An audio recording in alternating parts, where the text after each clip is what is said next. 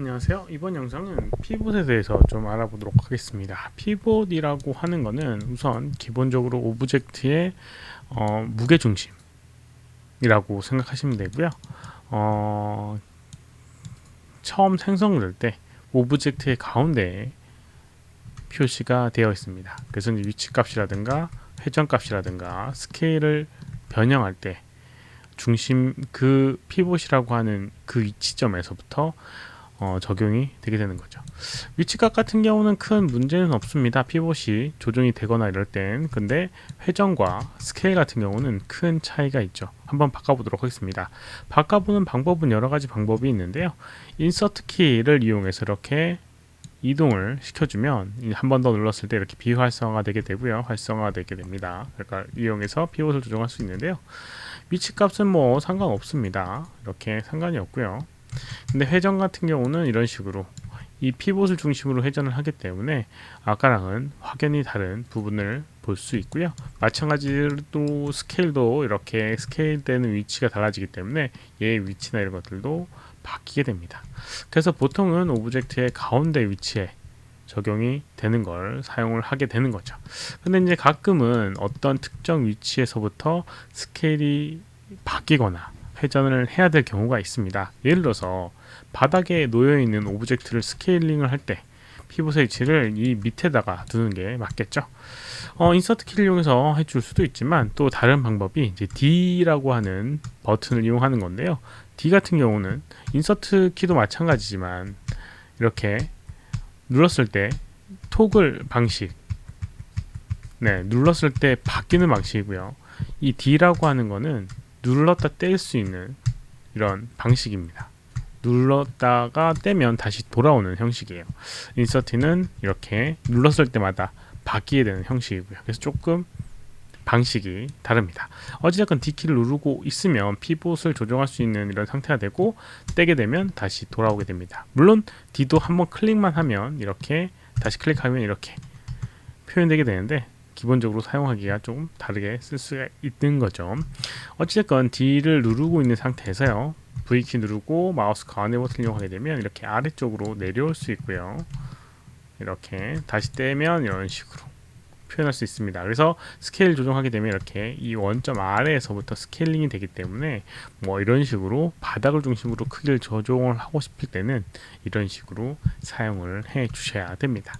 그래서 필요에 따라서 이제 피봇의 위치를 조정을 해야 되는 부분이 있고요. 계층 구조라든가 이런 것들에서 그런 것들을 또 표현해 주는 부분이 있습니다. 이렇게 이제 피봇을 조정할 수 있는 부분이 있는데요. 이 피봇을 약간 임의로 수치값이 들어가 있는 부분이 어디엔가 있겠죠. 들어가 있을 겁니다. 어디에 들어가 있게 되냐면요. 우선 얘를 0점으로 돌려주도록 하겠습니다. 0점으로 돌려주고요. 그 다음에 속성 창을 열어보게 되면 폴리곤 스피어가 있고요. 쉐입이 있습니다. 이 쉐입이라고 하는 건 형태감에 대한 부분이기 때문에 이 스피어에 가면 이렇게 피봇이라고 한 항목이 있고요. 그 다음에 클릭해보게 되면 로컬 스페이스 월드 스페이스 이런 식으로 이 피봇의 위치에 대한 이슈를 갖고 있는 부분이 있습니다. 그래서 로컬 로테이트 피봇, 스케일 피봇, 월드 로테이트 피봇, 그다음에 이 월드 스케일 피봇 이런 식으로 항목이 있는 걸 볼 수가 있습니다. 아래쪽으로 1만큼 내려갔다는 걸 표시를 해주는 부분이 있어요. 그래서 여기 있는 값을 이렇게 0으로 돌리게 되면 이렇게 위쪽으로 올라가게 됩니다. 스케일 피봇은 이렇게 아래쪽으로 그대로 있으니까 마찬가지로 같이 조정하고 싶다라고 하면 이렇게 해주면 되고요. 월드하고 로컬하고는 뭐 같이 서로 이제 상대적으로 수치가 바뀌게 됩니다. 얘들이 동일한 상태라고 하면 동일하게 바뀌게 되고요. 아무튼 이제 이런 식으로 이 값을 조정을 해줄 수가 있어요. 그리고 또 다른 부분을 좀 언급을 드려보도록 하겠습니다.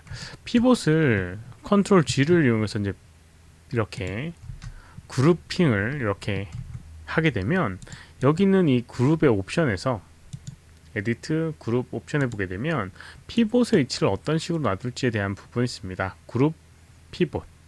그래서 오리진과 피봇 센터라고 하는 게 있는데 만약 이 위치가 이렇게 위쪽에 가 있다라고 하고 오리진을 하게 되면 피봇의 위치는 여기 원점에 가게 되고요. 그 다음에 센터를 두게 되면 오브젝트의 가운데에 피봇이 생기게 됩니다. 뭐 이런 식으로 그룹핑을 했을 때는 좀 변화가 있습니다. 또 한 가지 더 언급을 드려보도록 하겠는데요. 원점에 다시 가게 해주도록 하겠습니다. 원점으로 이렇게 보내주고요.